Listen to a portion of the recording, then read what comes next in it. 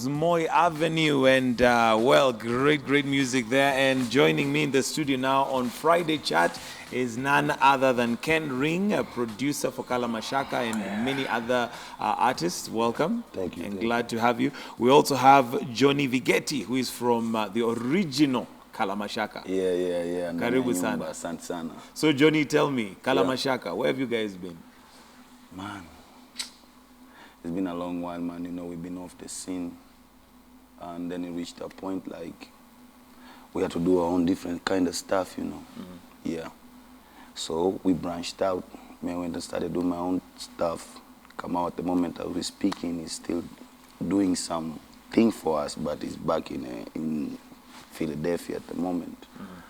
So it reached a point like we had to do our own stuff. Now, Kala Mashaka was one of the groups that evidently put hip-hop on the Kenyan map and, you know, told the story from the Kenyan perspective, as opposed from just stealing other things. How was that in those days? As in, like I'm saying, though, when we were starting, because by then there wasn't no rap in this, you know. As in, you can go do a show somewhere and then people will boo you because they don't understand what you're doing, you know.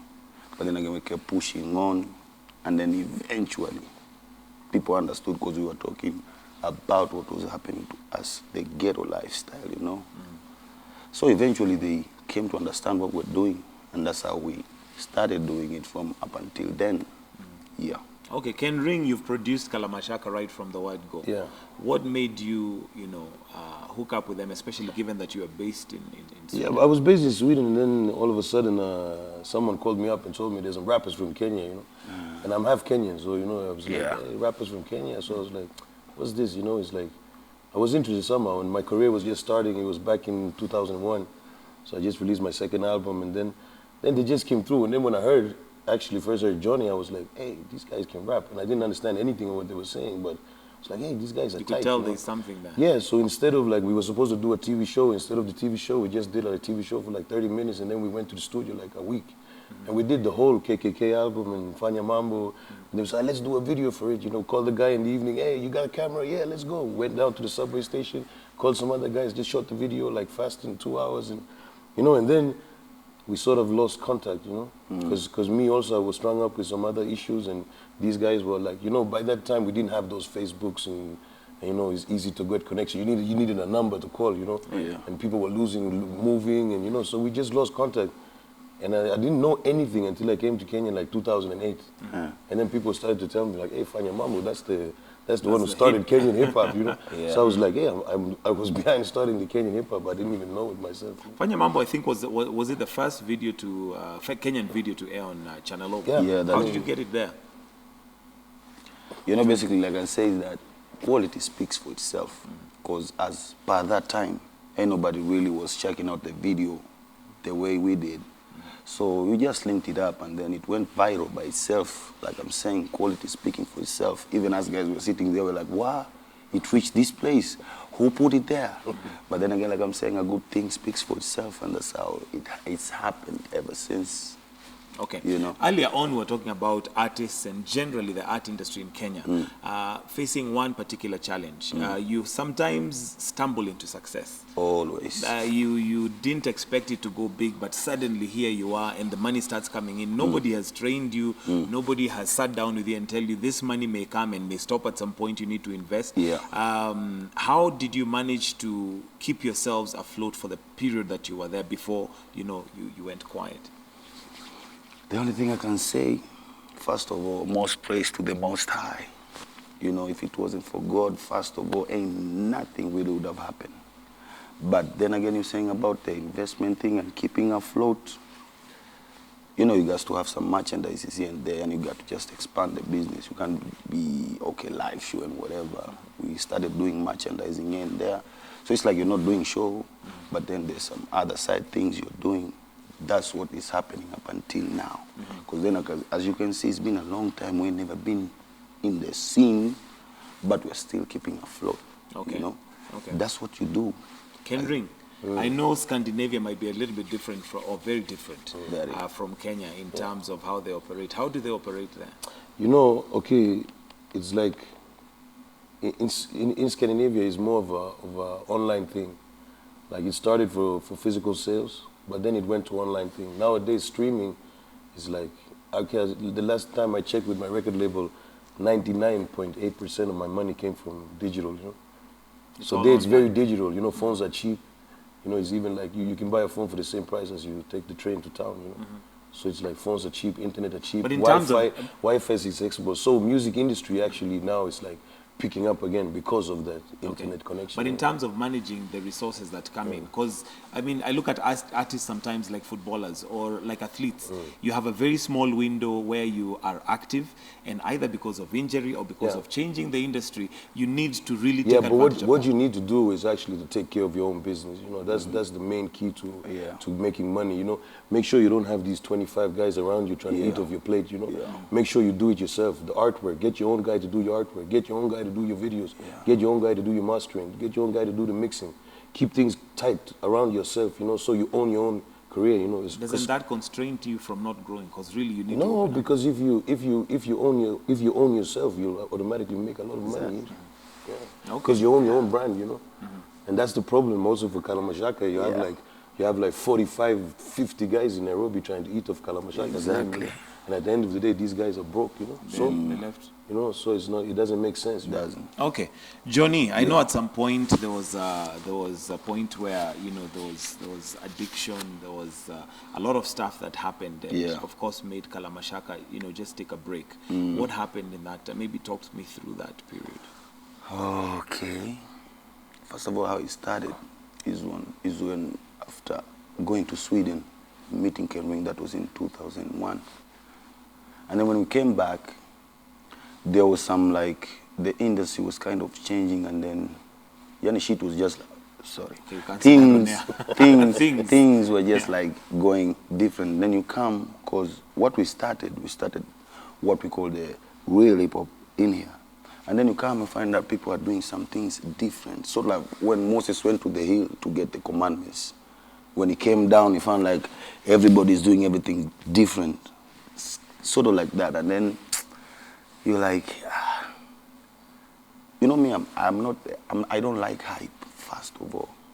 I know this business is hype. But was it that money was coming in, and, you know, there's all this flamboyance, you're famous, you're suddenly looking for something else? How did you get into drugs?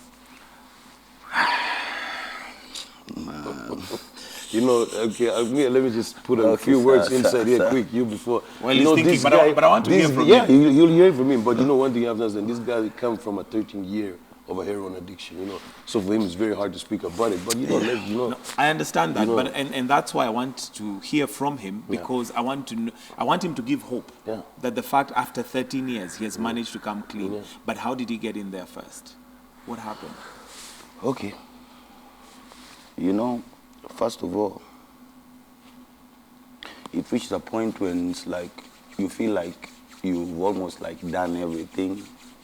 You need to do something different. And then, like I told you, this hype thing, we used to chill with some other types of guys, you know.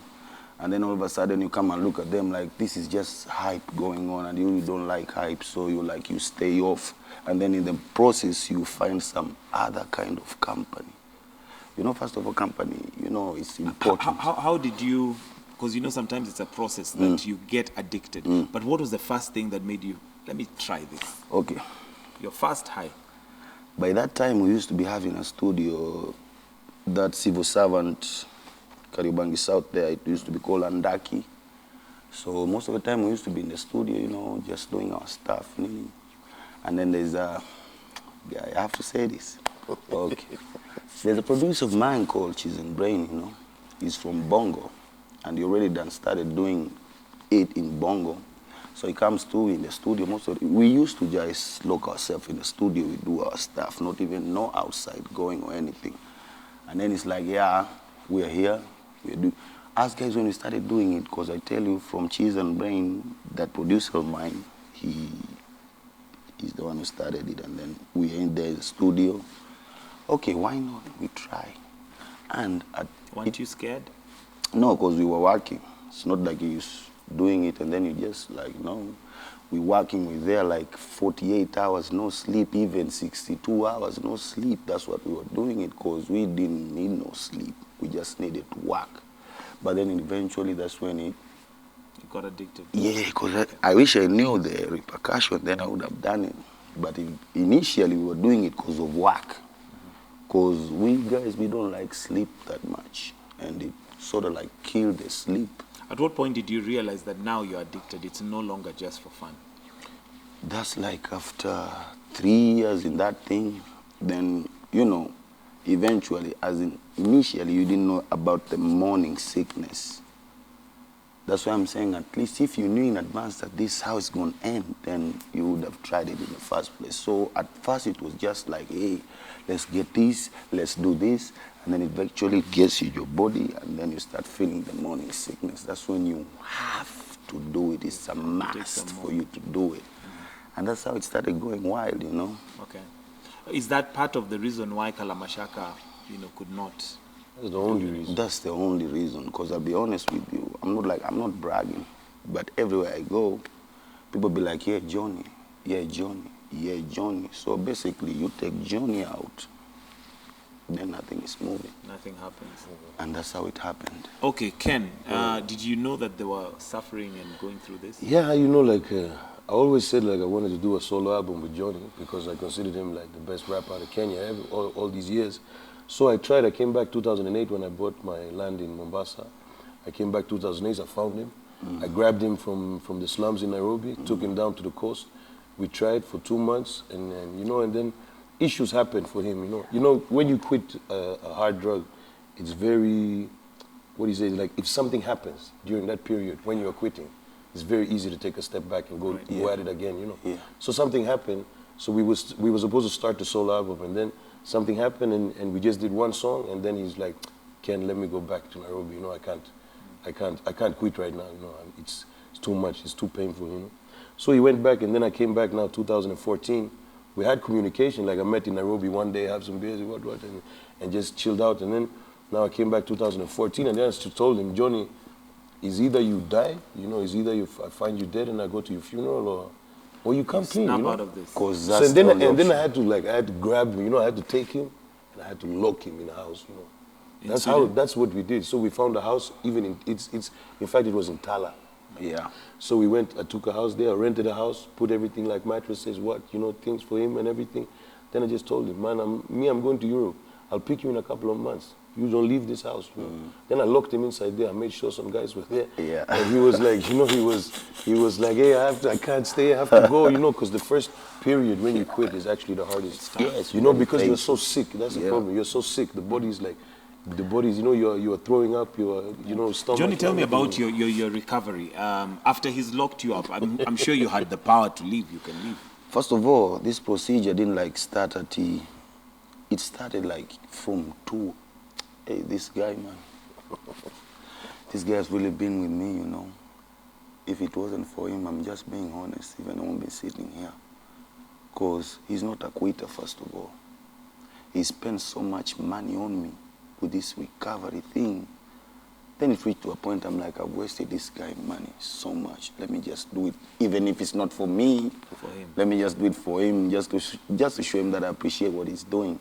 Because he's been with me. He comes all the way from Stockholm and comes looking for me in all these ghettos. People eating money off him, like, yeah, I know I can get Johnny, just you give me this much, I get him for you. Then in the end, I'm like, yo, Ken was here, you didn't see him? No. But then again, then it reached a point, it was like, yo, we sat down. Still, I was high that time. Then we sat down and then he spoke to me. Man-to-man talk. Like, Johnny, listen, man. You know, there's no option in this thing. Because, you know, with this drug thing, eventually it's an expensive habit. A place where you have to use like 8,000, 12,000 daily. Then it becomes an expensive habit. It reaches a point where you used to get the legal money, then you have to get illegal money. And that way it goes start robbing people and stuff like that. He's even taken me out of jail 3 times. Yeah. At what point did you ever reach a point where you felt, I need to stop this for you? That's what I'm saying. It reached a point, we sat down, and then he was like, look, so far you've done this up to here. You mean all this stuff is just gonna get lost like that? Just like that. Just like that. All that sweat we put, all those years, just gonna get lost like that. Then I'm like, so what? He's like, listen, there's an option. You either choose this and remove this, or you choose this. The next thing is either jail or you're gonna die. Okay. It really made me think and a lot also I think about that thing. at one point also, you know, after being so many years in that addiction, you know, you lose everything around you. Exactly. Right. You know, family, kids. Okay, let's now move on and bring in some hope, because there's Mr. Vigeti. Yes. The song that's, you know, was your comeback song that, you know, sort of came back. Tell me about the song. No, he'll tell you because it's about him, you know. Tell me about the song, Mr. Vigeti. Yeah, Mr. Vigeti, basically, that's after me and him sitting down and coming up with a structure. So it was like, okay, we're doing an album. And this is going to be the first single off the album. As in, let's start something, let's get serious. And first of all, before even recording the Mr. Vigeti guy, we have to get you clean. So the guy gets me cleaned up. And then we started doing this. This song basically talks about Johnny, how it was. Is it just specifically how it was when you are in the dumps? Or is it generally Johnny? It's just generally Johnny, how it was, how it is, how it's going to be, you know. So yeah, it really made me have something to look forward to, because like he's saying, if you ain't got something to look forward to per se, then it's hard for you to quit then, because it's nothing really. But then again, it painted the whole clear picture of how things are going to be, and then it's about time you get your mind right. And just to let you know at home, Mr. Johnny is the song that's playing in the background right now, which is your comeback song. And how did you manage to get him out of the dumps and now to actually do a song? You know, to put it like this, he's the hardest guy I've ever worked with. I worked with everyone in the whole world, basically. You know? What gave you strength to work with him? You could have You just know, given it's up like- and you gone know, back to... You know You what know? it is? It's like something tells me, you know, like you need to save this guy. Like, you know, something, you know, it's karma, you know what I mean? It's karma, you know, I can't give up. You know, I'm not a quitter. You know, if I say like, okay, let me become the president of Kenya, I'm gonna go for that until I become it. You know, I'm that type of person. So when I saw him on those slums areas, and I was like, he's the best rapper out of Kenya, you know, he's the best. Without a doubt, he is the best rapper in Kenya. And I'm not gonna backtalk anyone, but he is the best, and everyone knows that for a fact. And how can I let that guy stay in the corner of Madare taking Munga? You know, for me, that's not possible. Yeah. And then I know he has the talent, and I have the productions, and I have the connections to actually put something together. You know what I mean? So it reached a point where I'm just like, I have to do it. I can't quit on him. You know, if I quit on him, I quit on myself. You know. Okay. And what's your view on the rappers that we have in the scene right now? Given that you brought hip hop into the scene, you went off, you've come back. What's your take on what they're doing now? Exactly, because even that time I was off. It's not like I was off as such. I was just listening to what was happening. And then people be coming to me all the time, like, yo, Johnny, you gonna let this thing slide? I'm like, what slide? As in, the way you came, the way you did, the standards you put, it's like it's going like the opposite direction. So what you gonna do about it? I'm like, nothing really. Let them just do their thing, because everything happens for a reason, and there's a timing for everything, you know. So they were doing their stuff. Me, I'm listening, and then people are like, "You gonna let this slide?" Then I'm like, that's one of the things that really made me think like, am I really gonna let this slide? No. And then I started thinking about like music. I was where I was, but then I'm with people, but I'm by myself, thinking like, In the world of your own. yeah, as in really, we gonna let this slide? As in, I'm just gonna chill and relax with these guys and forget I ever did this thing? And then in the process of me thinking like, so then him he comes. That's why I'm saying everything. To work together. God works. All right, let's talk about the new song. Yeah. Tell me about it, Okay. Ken. Me, I'm gonna say like this album. First of all, this album is. Okay, maybe before you talk about the song, maybe we'll have a listen to it. The director tells me that we have it queued. So here's the brand new song from Alabashaka. Johnny Vigeti. Johnny Vigeti. Yeah. Johnny Vigeti. Yes. Yeah, so guy.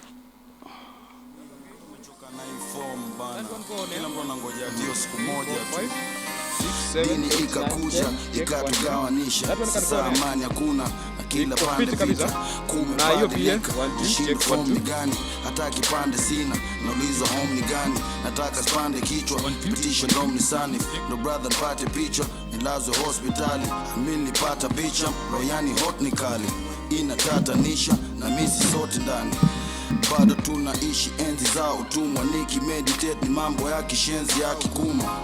Venye hiyo fomu yendi fresh yani uma, nusweti mwana jeshi tajituma. One day vako flani na gostani, serikali imeleta msako mtani. Usijipate hapo ndani, eti unaambia afande hapo mwani. Siku moja masela tutaishi fresh, siku ngoja kwenda jela makudedi. Siku moja kwenda peras meji seti. Siku moja masela tutaishi fresh, siku ngoja kwenda jela makudedi. Siku moja kwenda peras meji seti. Siku moja mi nataka zangu, mi staki zao. Kifo tu pekee ndio naweza kunistop me now. Originate stories za kukopi how nashindwa flow gani taleta more money. Mambo igongani niweze kuwa na best home yani. Kuna kulala watu tafuna mishara, na kuna inshallah ya kutafuna ni msala. Ukizubaa we watakuta ni fala. Edha uwe na ama una inshallah. Kumamake ukipenda kuba. Imefika mida masela tukaa sake, ama iwe shida kwa jela dokaa make. Kama umeshiba so beda tutaanzaje? Wene mbili man tutaanzaje? Tunaifanya kila siku bila kitu, uniambiki tu basi mchizi teka chipi tu. Siku moja masela tutaishi fresh, siku ngoja kwenda jela makudedi. Siku moja kwenda peras meji seti. Siku moja masela tutaishi fresh, siku ngoja kwenda jela makudedi. Siku moja kwenda peras meji seti. Siku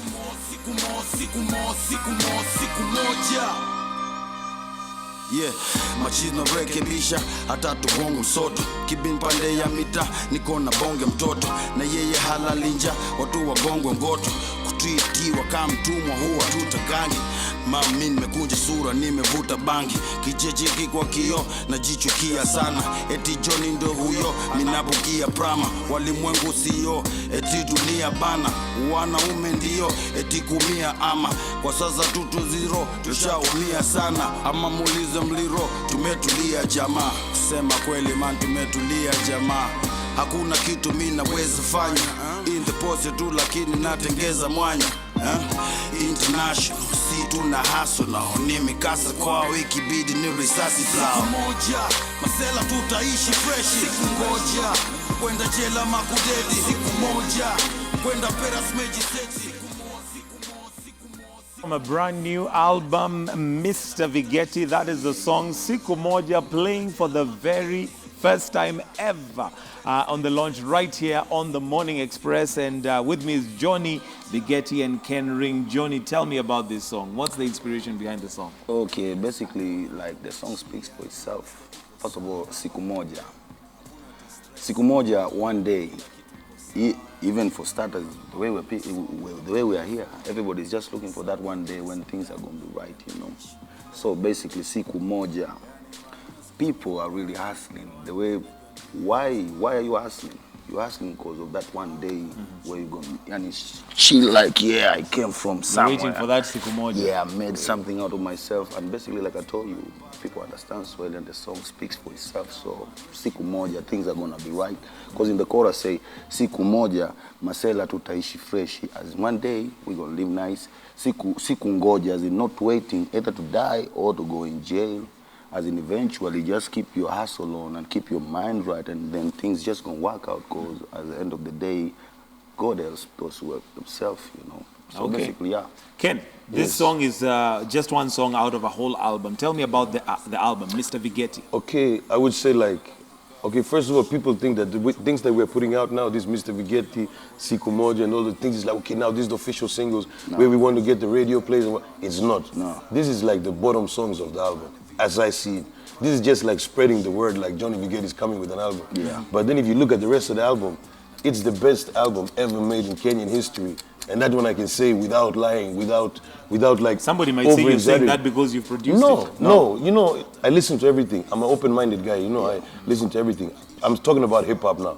Probably not the best album in Kenyan history, but in hip-hop, it's the best album. It's better than all of these K-Shako, Flani, Calligraph, Rabbits, everything. It's better than it. It's better because it actually, me and him sat down and actually wrote songs, you know. It's a difference between a full circle song and just rap on beats, you know? Okay, maybe in the interest of time, what should we expect from this album? This album, okay, basically, first of all, we have like, okay, featurings on it. We didn't put any rappers, because no one is good enough for the album, but we put Wyrie is on it, Morgan Heritage is on it, Lutan Fire is on it, Alicious Taluji is on it, you know, and it's basically, it's knowledge, you know? It's an album with knowledge. It's not something that is just like, let's rap, let's brag, let's show some ladies, big cars. You know, this is knowledge, and it's actually, so our plan is to actually do 30,000 copies and give it out for free to Kenya. Wow. We're not going to charge anyone for this music. This music have to be given to people because they need it, you know. They need that music. Mr. Vigeti, where's the rest of Kalamashaka? At the moment, Roba is focusing on he's doing his own thing. Kamau, it's been like 5 years. He went to States in Philadelphia, he's teaching African history in a university in Philadelphia, but he's planning to come back. But until that happens, okay, the Kalamashaka thing is there, but now we're focusing on Johnny Vigeti, you know? So we're trying to do this one first, and then eventually we know what we're going to do when them other guys come through. You know. All right, we wish you all the best. Thank you so much for coming into the studio and sharing with us, especially your life, man, because I know that's not easy, and even off air you're saying that's not an easy thing to talk about, and also for you standing with him, thank you for just being there, you know. That's what life is all about. So we're going to have a song before we wind up, right here with DJ Genius. Drop it. Wow.